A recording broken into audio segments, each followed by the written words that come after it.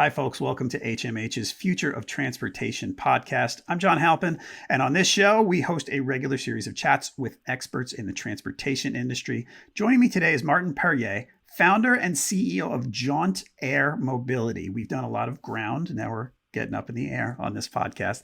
Jaunt aims to change the way we commute. Martin, thank you so much for joining me today. I appreciate it.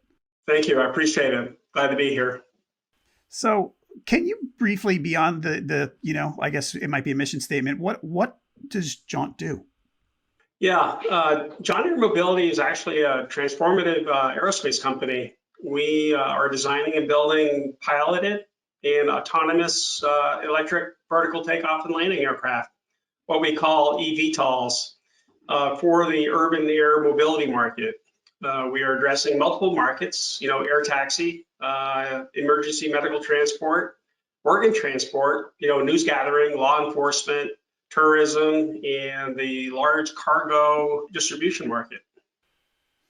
Okay, so explain. So electric vertical takeoff and landing, why eVTOL? Why is that important? Why is it a game changer? Yeah, absolutely. So this is the really the exciting part of what we're doing today in aircraft development. It's the new revolution in aerospace.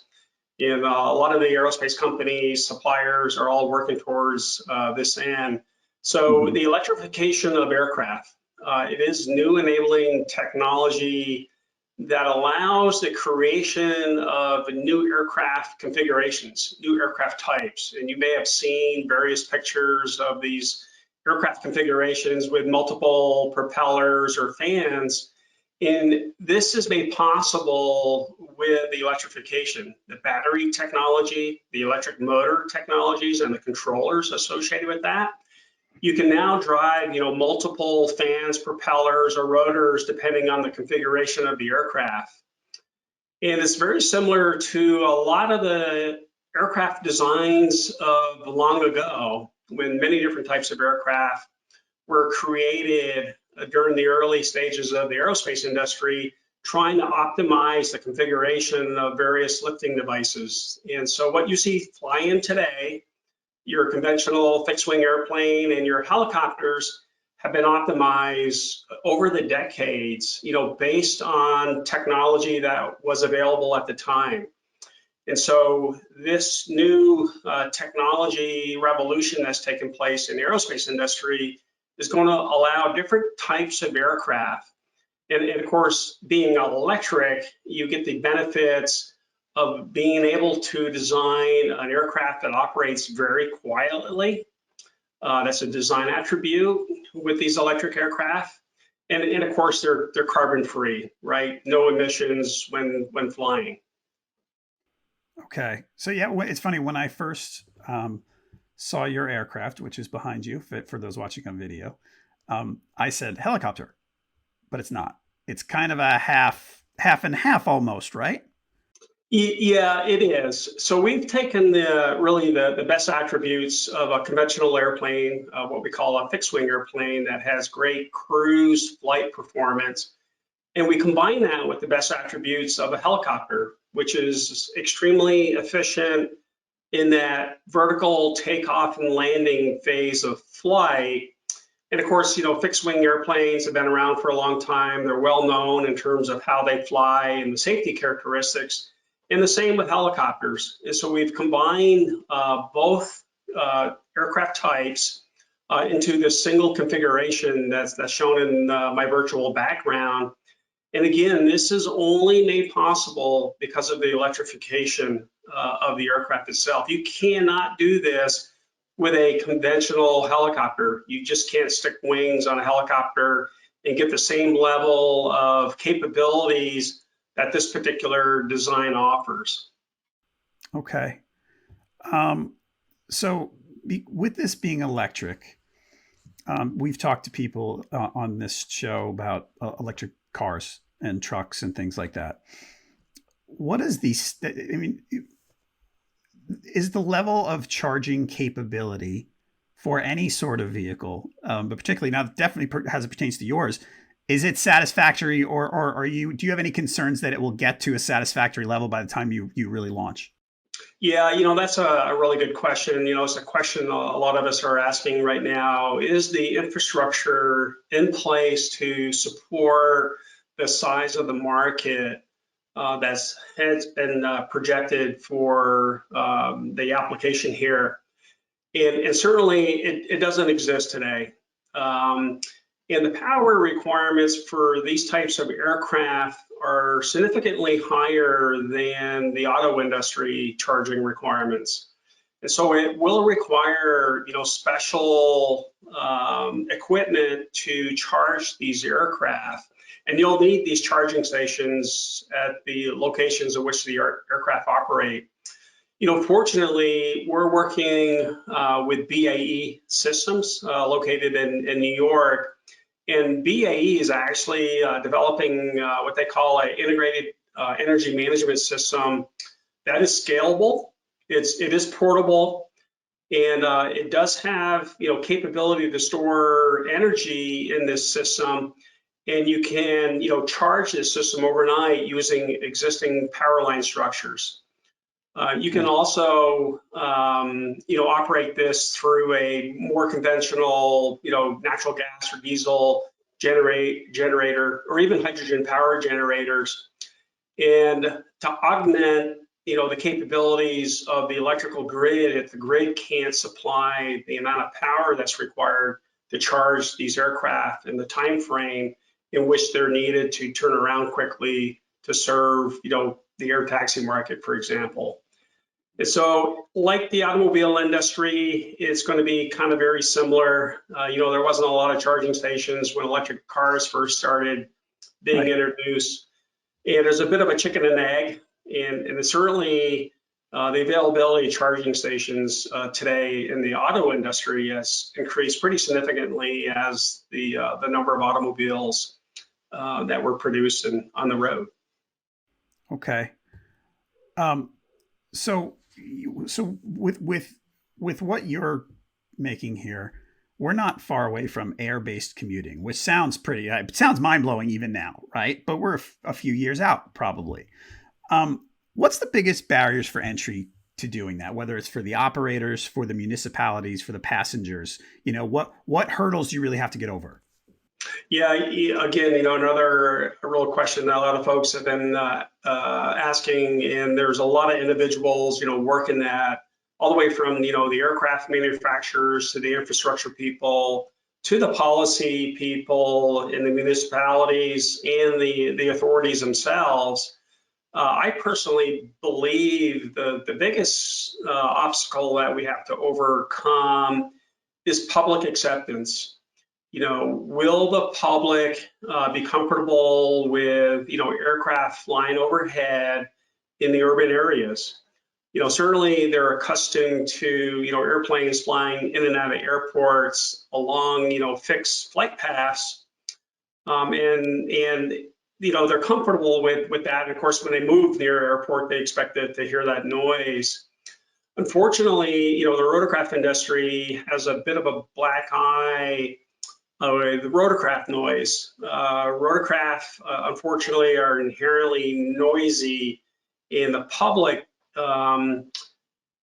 unfortunately, coming from the rotorcraft industry, complain about that noise. And so these aircraft and the various aircraft configurations you've seen, including ours, actually by design operate very quietly. The rotors, the fans all turn at a relatively low speed. And of course, electric motors are fairly quiet compared to a gas turbine type engine. And so addressing the noise is going to be the number one priority for all of the companies that are developing, aircraft in this market space. So public acceptance, and then getting the city leaders to allow operations to change zoning laws or create new zoning areas in which these aircraft can operate from. Certainly, there's a lot of existing infrastructure out there that's underutilized today, and our particular aircraft lends itself to existing flight operations, and so we're going to capitalize that on that initially to get these aircraft fielded, get the public exposed to the aircraft itself, certainly from an operations perspective, a noise perspective, and then showing that these aircraft can safely, operate in urban air mobilities and provide really a big community service for everybody moving in and around congested cities. So when you talked about zoning for this in the air, and when I started researching what you do, and I was thinking, okay, I'm thinking about the idea of commuting in one of these vehicles, which sounds great. And I'm thinking, what else 5 years from now, what else is up in the air? And the first thing that popped into my head is probably cliche, was an Amazon drone. And what happens, like, how does the regulation work when so many people either want to or are able to get up in the air over these municipalities? Yeah, so air traffic management is a topic of discussion right now with the authorities. Certainly it's going to take some time for the number of aircraft to actually get built and really create an issue where you do have a lot of aircraft flying in the air. Fortunately, there's time for us to work the systems, the air traffic management systems, with new software systems and new technology that's going to be integrated into these aircraft as part of the detect and avoid type of technologies. Obviously, there's technologies in commercial airliners today that prevent two airplanes from flying into each other. A similar type of technology will be made available for these smaller aircraft that will prevent, obviously accidental collisions in the air. But the automated air traffic management systems are really going to play a big role in controlling and directing traffic. And you will be flying, established routes. You'll be flying from, A to B, B to C, C back to A. You won't have the kind of the random type of flight patterns that you may see with general aviation. These will be fairly well-defined commute paths, and so again, advanced air traffic management systems will be needed to control the number of aircraft that will be up in the air flying. Okay. Early on, when you first started explaining what Jaunt Air Mobility does, you used the word autonomous. So when you roll out initially, 3, 4, 5 years down the road, I think it's 5-ish. Is it pilots and then autonomous comes later? Yeah, that's a good point there, because I did mention autonomous aircraft, and we are developing today a what we call a single pilot instrument flight rated IFR aircraft with 4 passengers. We feel that a pilot is absolutely necessary in this first grouping of aircraft that will take to the skies. Number one, the authorities, the FAA, for example, and Transport Canada and EASA, there isn't a commercially available, autonomous aircraft that's been certified. And so this is going to be new for the civil aviation group. Certainly autonomous aircraft fly today for the military. The US military flies a whole suite of different types of aircraft without a pilot on board. Right. And we see eventually, this class of aircraft will be highly automated, again, along, specific routes in which it becomes somewhat mundane, if you will, even though, the systems will be fairly sophisticated. There will be, ground monitoring of these aircraft in which it's possible that a ground-based pilot could, if he had to, inject himself into the aircraft itself. But we see the future with autonomous aircraft more than likely in the cargo market initially. We're moving cargo between distribution centers during the night, and then reconfiguring that aircraft to move people during the day. Okay, so cargo-wise, it's not a big aircraft. So this is sort of, what kind of cargo is it? Yeah, so a lot of small delivery trucks that you see crossing cities today are actually not carrying large loads. Hmm. Conversations that we have had with cargo companies located in the Northeast, especially where a lot of cargo comes in off the docks, it's debulked, is taken from the big containers and put on small delivery trucks that drive across, New York City, for example, or New Jersey. The average load is about 500 pounds, and they're delivering to, some industrial site. Our particular aircraft, we have a 1,000-pound payload capability, which is a lot of weight. Yeah. You remove the four seats, and we can take what we call a palletized load, a standard pallet that is put into the aircraft to move industrial cargo from the docks to industrial sites. Hmm. We also envision where you have two large distribution centers, one north of the city, one south of the city, and where they're moving a lot of goods between these two big distribution centers. Without naming companies, they're using trucks today to move Right. that back and forth. And, automobile traffic is certainly not good for the environment. It obviously slows down, productivity. And so these aircraft can be utilized to move that type of cargo back and forth between sites. That's really cool. All right, so back to the commuting side of things.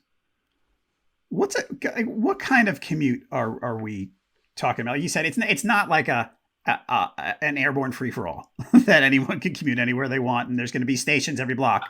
Yeah, I like using the Manhattan to JFK commute. Yeah. And that's being served today by a company called Blade. They actually operate helicopters, and they fly people from downtown Manhattan to JFK.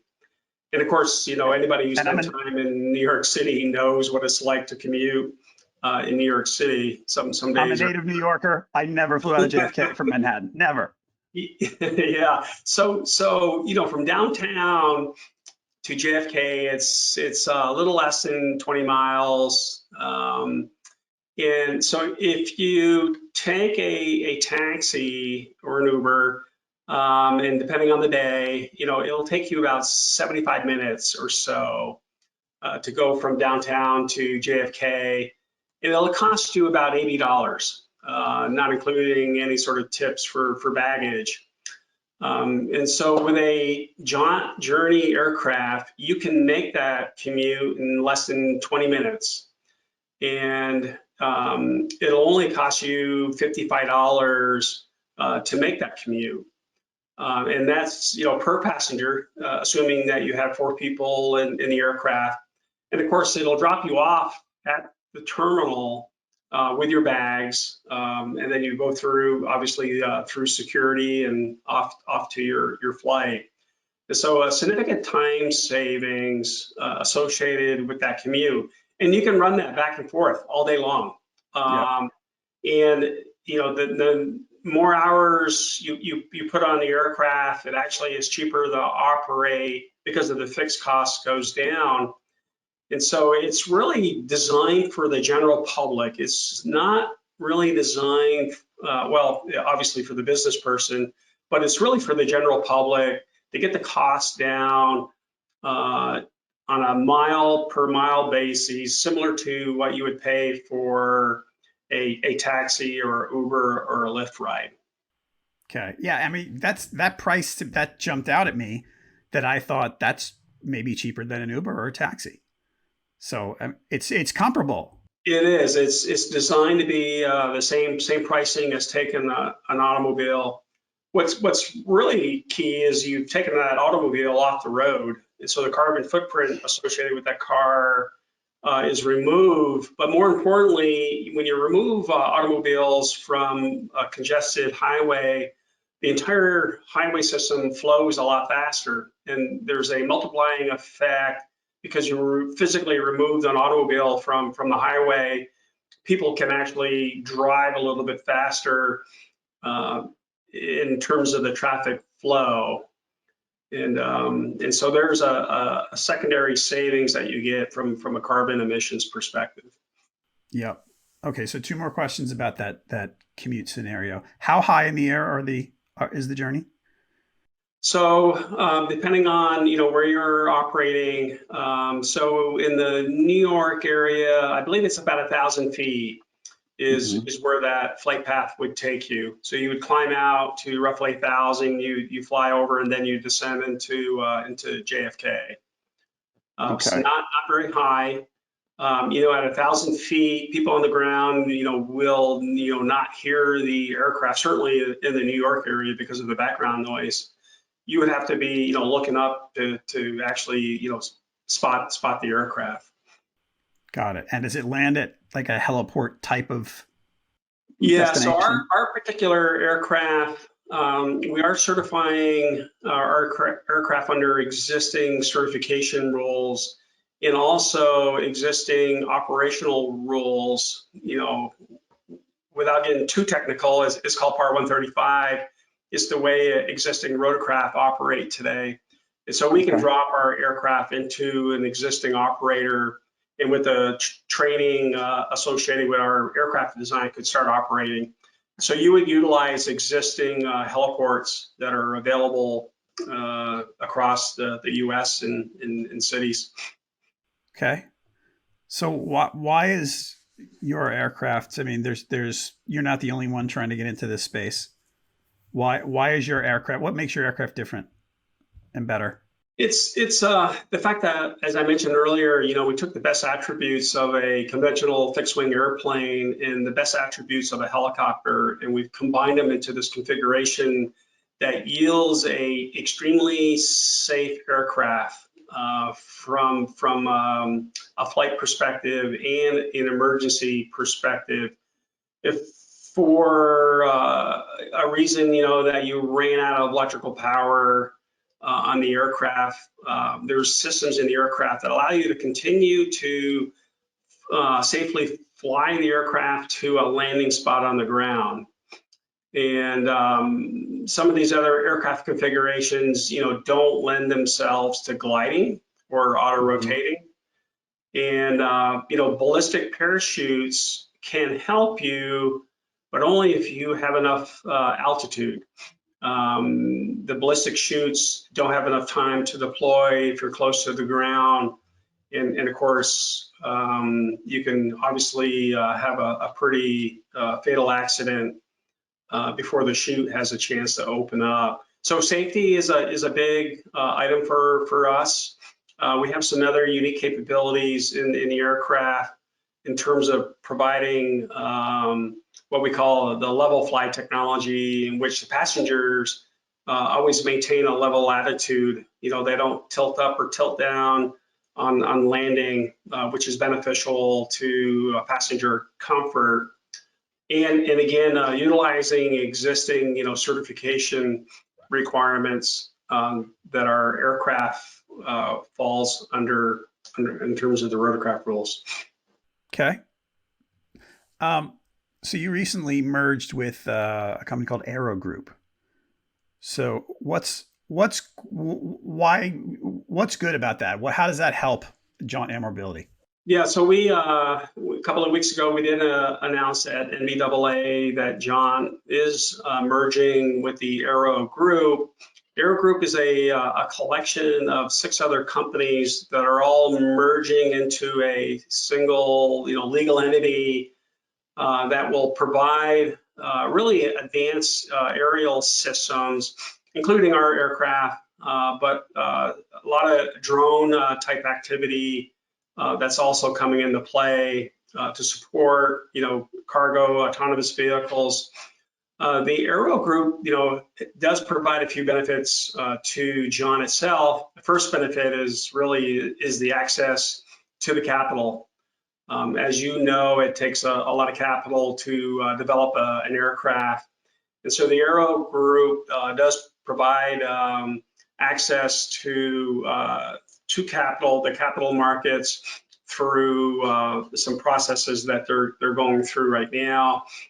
It also provides a broader market opportunity as we develop, these autonomous aircraft for cargo applications, in which, the Aero Group is currently pursuing for smaller cargo applications and the autonomous technologies that we can capitalize on.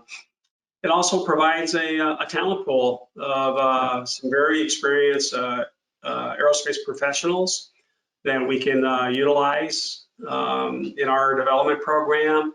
And of course, the existing, supply-based suppliers that they're currently utilizing today across the businesses. So we see it as a benefit to Jaunt and a win-win for all of the companies that are joining the Aero Group. Okay.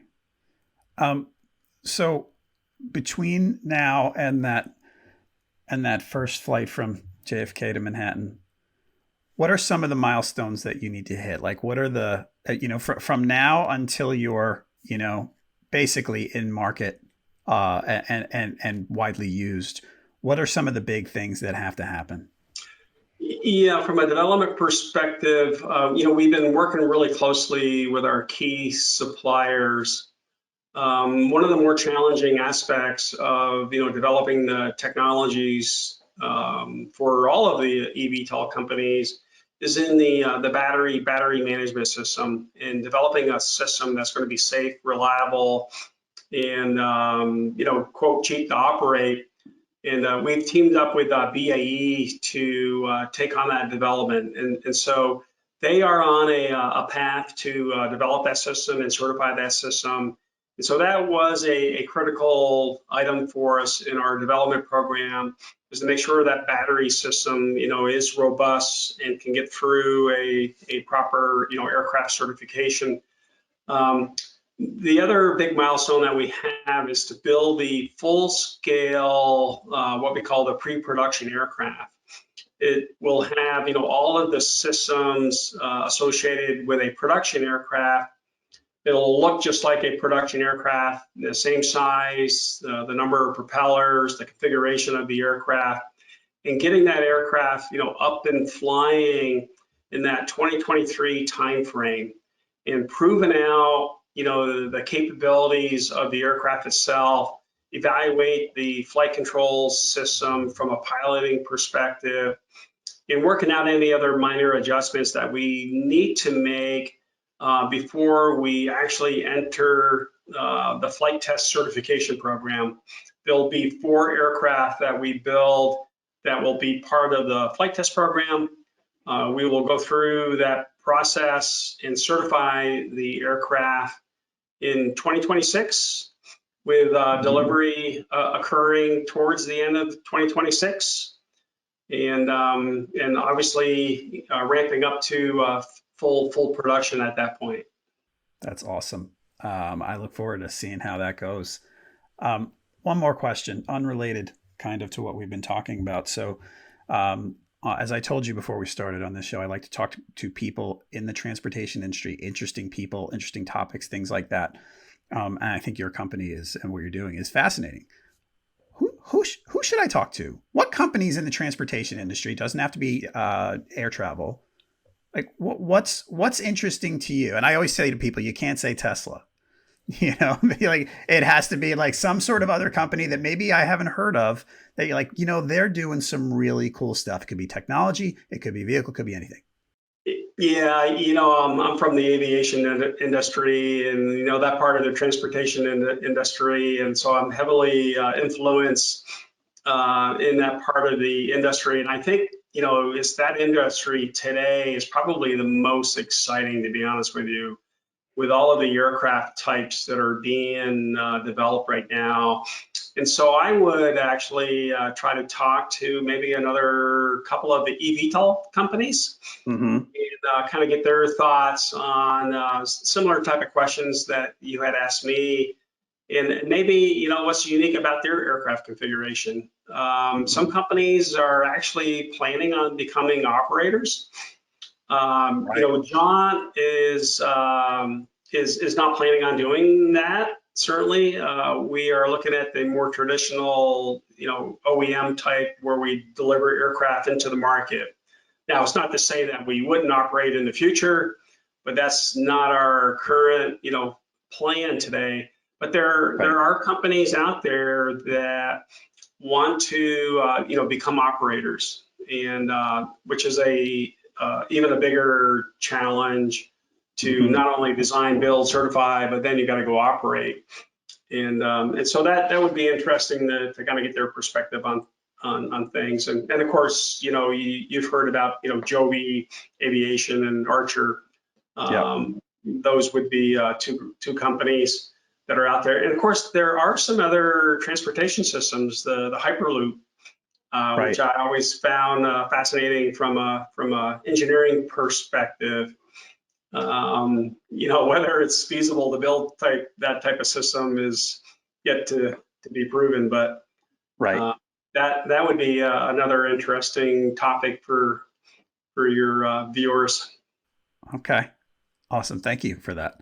All right, everybody, you can learn more about Jaunt Air Mobility on their website at jauntairmobility.com and on all the usual social media platforms. Martin, thank you so much for joining me today. This was a great conversation. I really appreciate it. John, thank you. I really appreciate the time today. All right, folks, to wrap up, if you enjoyed the show, please subscribe and leave a review on Apple Podcasts, Spotify, or wherever else you might be watching or listening. It'll help us get the word out.